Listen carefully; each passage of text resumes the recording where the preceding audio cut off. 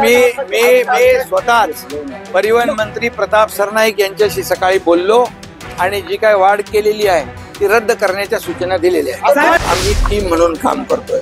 देवेंद्रजी, मी काय, अजितदादा, आम्ही टीम म्हणून काम करतोय. पद वर खाली होतात, पण आमचा अजेंडा काय? सर्वसामान्य माणसाच्या जीवनामध्ये चांगले दिवस आणणं हा आमचा अजेंडा आहे.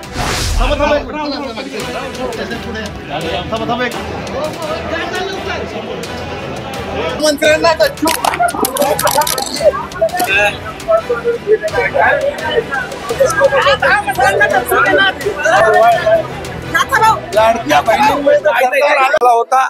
आज संत नामदेव महाराज पुरस्कार माझ्यासारख्या कार्यकर्त्याला देण्याचं मोठं औदार्य आणि या ठिकाणी संत नामदेव महाराज संस्थांनी त्यांच्या सर्व परंपरा वंशजांनी केलंय. मी त्यांचा पुन्हा एकदा आभारी आहे. खरं म्हणजे 675वी संजीवनी समाधीचं औचित्य साधून हा कार्यक्रम सुरू आहे, सोहळे सुरू आहे आणि म्हणून प्रत्यक्ष पांडुरंग देखील या जागेवर येऊन गेलेत.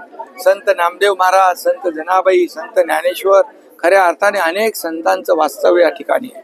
खरं म्हणजे हे स्थान एक वारकऱ्यांचं चालतं बोलतं विद्यापीठ आहे असं म्हटलं तर वावगं ठरणार नाही. आणि अशा ठिकाणावर माझा त्यांनी सत्कार केलेला आहे. माझी जबाबदारी आणखी वाढलेली आहे. आयुष्यभर या वारकरी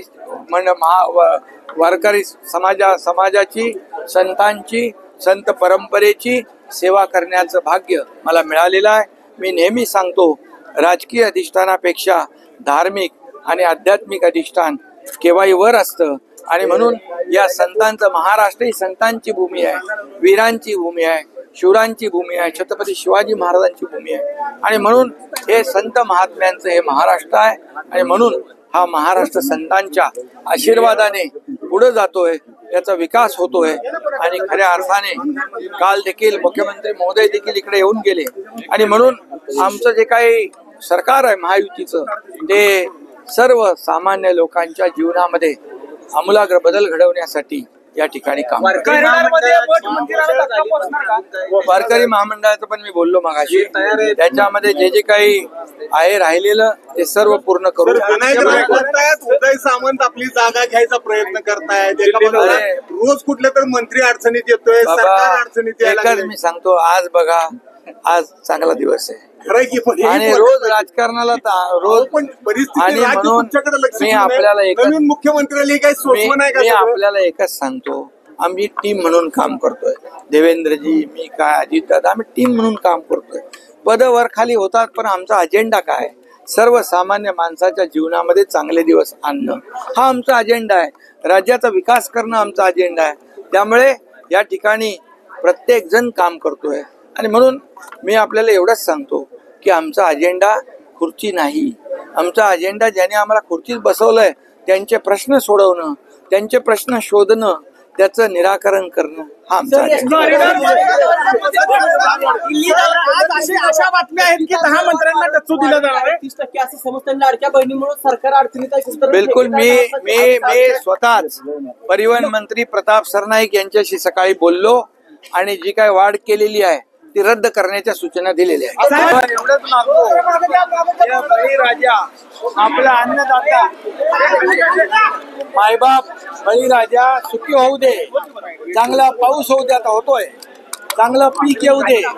बळीराजा शेतकऱ्याच्या आयुष्यात सुखाचे, समृद्धीचे, आनंदाचे दिवस येऊ दे.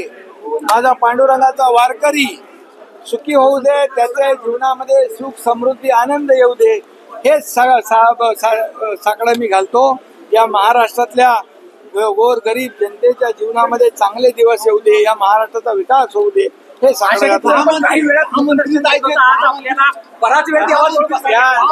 त्या दिवशी मला वारकरी, आपला इथला VIP कोण? VIP आम्ही नाही, VIP हा वारकरी आहे, पांडुरंगाचा वारकरी.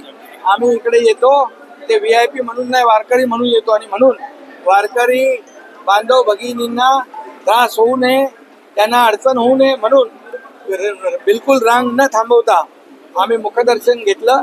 परंतु आज एवढा वेळ पांडुरंगाच्या समोर बसण्याचा योग मिळाला, संधी मिळाली, हे भाग्य आहे आमचं. खूप